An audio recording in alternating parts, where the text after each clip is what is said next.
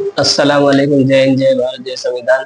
आज हम एक न्यूज़ को कवर करने वाले हैं। ये केस है सुप्रीम कोर्ट का, बहुत बेहतरीन जजमेंट है दोस्तों। आपको समझ में आएगा तो आप हो सकता है इससे बहुत सारी नॉलेज, बहुत सारी इम्पोर्टेंट चीज हासिल कर सकते हैं।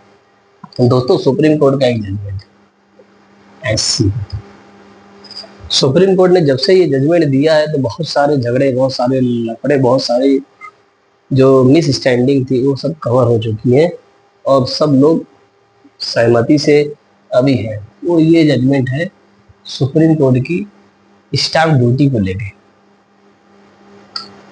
स्टाम्प ड्यूटी को लेके सुप्रीम कोर्ट ने स्टाम्प ड्यूटी पर क्या कहा कि जब हम रजिस्ट्रेशन कराने जाएंगे, जब हम क्या करने जाएंगे, रजिस्ट्रेशन कराने जाएंगे, जब हम रजिस्ट्रेशन कराने जाएंगे अपने प्रॉपर्टी को, उस वक्त जो वैल्यू रहेगी, उस वक्त की जो वैल्यू रहेगी उसी को माना जाएगा, उसी को जो अधिकारी है उसी को लेके चलेगा, जो उस समय का रजिस्ट्रेशन होगा, मार्केट वैल्यू, उसी को पकड़ा जाएगा, मार्केट वैल्यू। लेकिन वहीं एक high court, Karnataka high court, high court का एक फैसला ऐसा आया कि किसी व्यक्ति ने एग्रीमेंट किया, एग्रीमेंट एग्रीमेंट किया और फैसला का जो स्टाम्प ड्यूटी था वो एग्रीमेंट के हिसाब से हुआ। किसके हिसाब से हुआ? एग्रीमेंट के हिसाब से स्टाम्प ड्यूटी। अभी आप लोग बोलेंगे यार ये तो फैसला बहुत अलग दिख रहा है, सुप्रीम कोर्ट सबसे बड़ी जुडिशरी पूरे देश की, हाई लेवल की, और ये फैसले को मान नहीं रहा, ये अलग फैसला दे रहा है, ये अलग फैसला दे रहा है। बहुत ही चौंकाने वाली बात हो जाती है। लेकिन दोस्तों, ये ऐसा सही में हुआ है कि किसी एग्रीमेंट पर किसी को स्टाम्प ड्यूटी भरना पड़ा। और सुप्रीम कोर्ट का जो फैसला है कि जो मार्केट वैल्यू जिस समय की रहेगी उसी वक्त का मार्केट वैल्यू पकड़ के उसकी स्टाम्प ड्यूटी भरी जाएगी। मिसाल के तौर पर जैसे आज 2020 में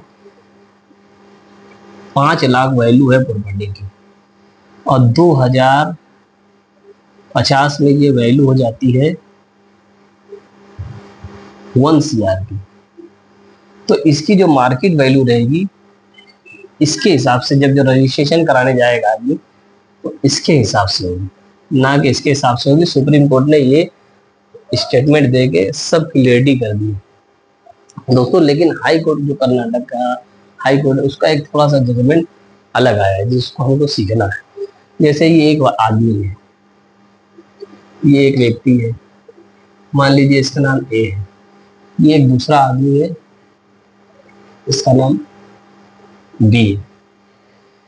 ए का जो है प्रॉपर्टी है 5 लाख रुपए का, मिसाल के तौर पर इसने इसको बेच दिया, ये बायर है, इसकी प्रॉपर्टी ए की, और बी जो है खरीदने वाला, ये सेलर है और ये बायर है।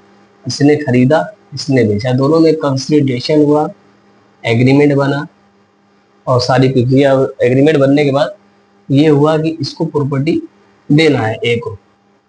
तो कुछ दिन गया तो ए जो है प्रॉपर्टी देने से मना कर दिया, प्रॉपर्टी नहीं दिया, प्रॉपर्टी इसको नहीं दिया बी को। तो बी जो है इसके खिलाफ सूट फाइल किया, एक सूट फाइल किया कोर्ट में। और वो सूट कौन सा फाइल किया? Specific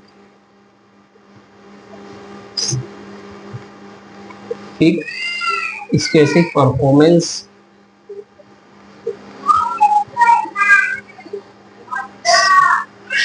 specific performance contract act.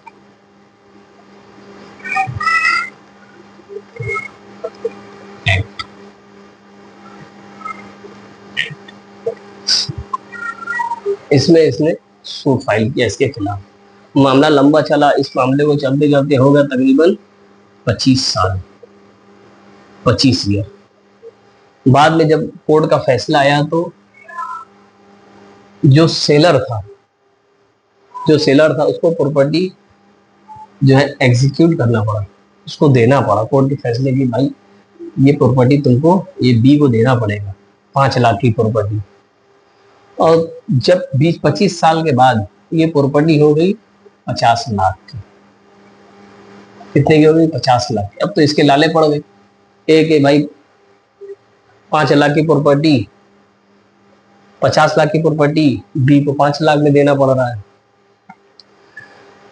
तो ये जो बी नाम का व्यक्ति है, जब ये डिक्री को एग्जीक्यूट कराने गया, डिक्री को एग्जीक्यूट करा के रजिस्ट्रेशन कराने गया, तो रजिस्ट्रेशन ऑफिसर है जो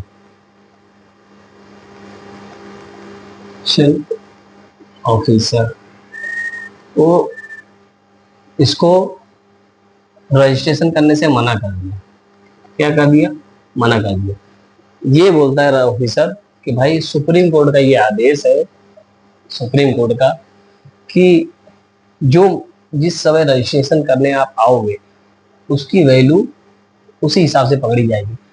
आप जो एग्रीमेंट लेके आए इसकी वैल्यू 5 लाख की है, अभी ये जो काफी नहीं है, इसकी वैल्यू हो गई है 50 लाख इस प्रॉपर्टी की, तो इसके हिसाब से रजिस्ट्रेशन करना पड़ेगा। तो ये अपनी जगह सही है, सुप्रीम कोर्ट अपनी जगह सही है।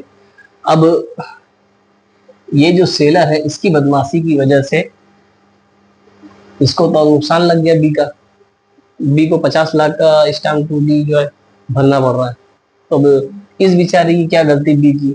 बी के साथ तो इनजस्टिस हो रहा है। तो भाई बी की क्या गलती है? बी के साथ तो इनजस्टिस हो रहा है ना, कि भाई आखिर मेरी 5 लाख की प्रॉपर्टी थी, 5 लाख का मेरे को स्टाम्प ड्यूटी भरना, 50 लाख की भरना है। अच्छा, दूसरी तरफ इसके साथ तो हो ही रहा है, और इसके साथ भी यही हो रहा है कि भाई 5 लाख की प्रॉपर्टी, 50 लाख की प्रॉपर्टी 25 साल बाद 5 लाख की जा रही है, 45 लाख बेचारा ये भी घाटे में है। तो अब आप बताइए क्या किया जाए, क्या होगा? भाई ये अलग है परेशान, ये अलग परेशान है, ये अपना 45 लाख नुकसान कर रहा है और इसको स्टाम्प ड्यूटी भरने जा रहा है। तो दोस्तों फैसला ये आया कि जो डिक्री पास हुई थी, डिक्री, इसको एग्जीक्यूट जो करना था, एग्जीक्यूट करना था, ये स्पेसिफिक परफॉर्मेंस कॉन्ट्रैक्ट ऑफ इसमें act, specific performance contract act के तहत जो डिग्री पास होती है, जो सूट की डिग्री स्पेसिफिक परफॉर्मेंस एक्ट के हिसाब से पास होती है, खाली वही सूट में कहा गया है कि जो एग्रीमेंट होता है, एग्रीमेंट, उसके हिसाब से ही, जो उस समय का एग्रीमेंट था, यानी 25 साल पहले जो भी इसकी वैल्यू रही हो, 5 लाख वैल्यू, तो 5 लाख के हिसाब से ही उसका स्टाम्प ड्यूटी भरना पड़ेगा।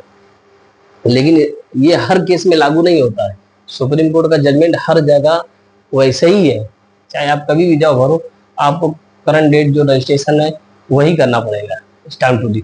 लेकिन ये एक केस में ऐसा हुआ था कि जो स्पेसिफिक परफॉर्मेंस कॉन्ट्रैक्ट एक्ट के तहत कोई सूट जो है फाइल हुआ, उसकी डिग्री जो I specific performance contract act के तहत, तो उसमें जो फैसला आया उसमें ऑफिसर को यही जो है 5 लाख का जो प्रॉपर्टी का वैल्यू था उसको रजिस्ट्रेशन करना पड़ा। उम्मीद है आपको समझ में आया होगा।